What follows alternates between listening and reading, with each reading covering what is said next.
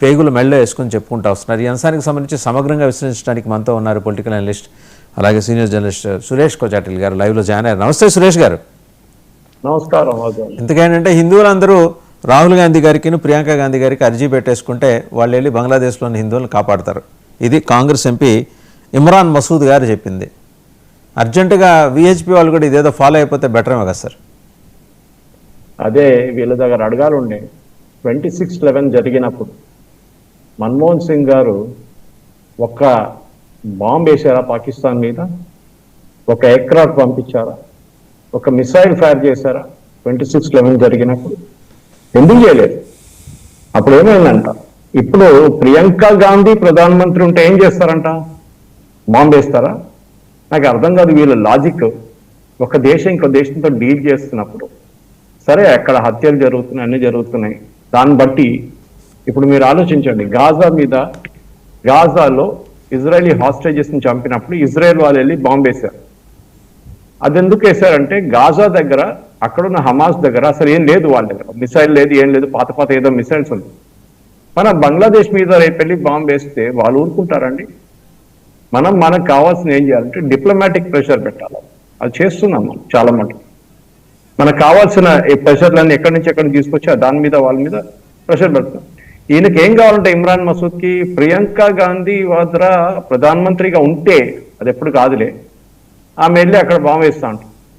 ఆమె ఇందిరాగాంధీ అంట, ఇందిరాగాంధీ లాగా ఆమె వెళ్ళి చేస్తున్నారు.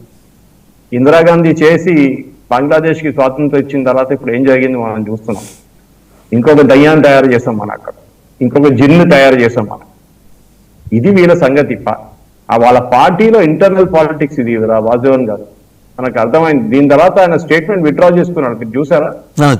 నేను అట్లా చెప్పలేదు, ప్రియాంక వాద్రా అని చెప్పలేదు, రాహుల్ గాంధీ కూడా మా లీడరే అంటున్నారు.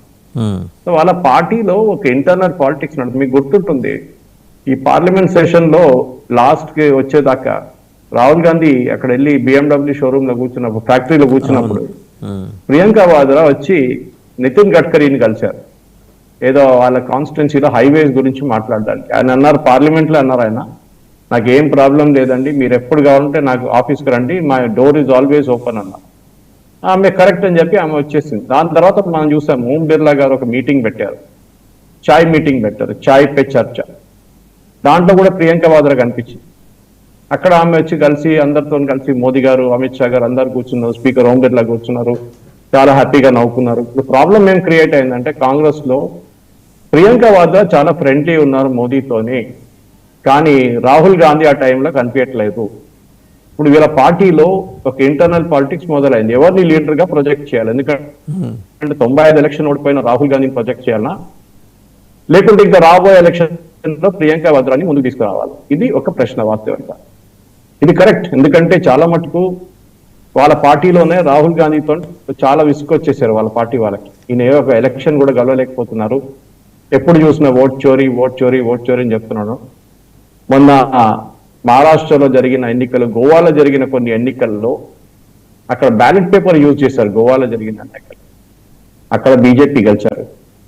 ఇప్పుడు ఆయన అది కూడా చెప్పలేడు, అక్కడ ఓట్ చోరీ జరిగిందా, అక్కడ ఈవీఎం ఇది చేస్తారు. ఎందుకంటే వీళ్ళు అడిగారు కదా బ్యాలెట్ పేపర్ కావాలని. ఈవెన్ ప్రియాంక వాద్రా అడిగారు, తీసుకొచ్చాం కదా, ఏమైంది, మళ్ళీ ఎందుకు ఓడిపోయారు, ఇంకా కొత్త ఎక్స్క్యూజ్ తీసుకొస్తారు. వీళ్ళ ప్రాబ్లం ఏంటంటే వాసుదేవన్ గారు, వీళ్ళ పార్టీలో ఇంటర్నల్ పాలిటిక్స్ ఎక్కువ, వాళ్ళకి ఒక క్రెడిబుల్ లీడర్ లేరు. వాళ్ళ పార్టీ గెలిపించడానికి ఒక లీడర్ లేదు. ఆలోచించండి, ఎక్కడ లేని నితిన్ నబీన్, ఆ పేరు మనం కూడా వినలేదు దీనికన్నా ముందు. నితిన్ నబీన్ ని తీసుకొచ్చి బీజేపీ పార్టీ ప్రెసిడెంట్ చేశారు, అంటే వర్కింగ్ ప్రెసిడెంట్. ఇప్పుడు తర్వాత ఆయన నార్మల్ ప్రెసిడెంట్షిప్ తీసుకుంటారు. ఎందుకంటే వాళ్ళ పార్టీలో ప్రాబ్లం లేదు వాళ్ళకి. జగత్ ప్రసాద్ నడ్డా అని మనిషిని చాలా మందికి తెలుసు, ఇప్పుడు తెలుసు, కానీ ఆ టైంలో ఆయన పార్టీ ప్రెసిడెంట్ చేసినప్పుడు ఎవరికి తెలియదు ఆయన గురించి. జానా కృష్ణమూర్తి ఎక్కడి నుంచి వచ్చారో నార్త్ లోనే ఎవరికి తెలియదు. జానా కృష్ణమూర్తిని పార్టీ ప్రెసిడెంట్ చేశారు. బంగారు లక్ష్మణ్ ని కూడా పార్టీ ప్రెసిడెంట్ చేశారు బీజేపీ. కానీ వీళ్ళ ప్రాబ్లం ఏంటంటే వీళ్ళ పార్టీలో మూడో మనిషికి స్థానం లేదు. మూడో అంటే నాలుగో అనుకోండి కావాలంటే. ఎందుకంటే ఓన్లీ రాహుల్ గాంధీ, ప్రియాంక వాద్రా ఆర్ సోనియా గాంధీ. నాలుగో మనిషికి ప్రసక్తే లేదు. అంటే వీళ్ళు పార్టీని కల్పించడం ఖర్గే గారితో కాదని చెప్పేశారు ఇమ్రాన్ మసూద్. ఇవన్నీ ఇలా ఉంటాయి సార్.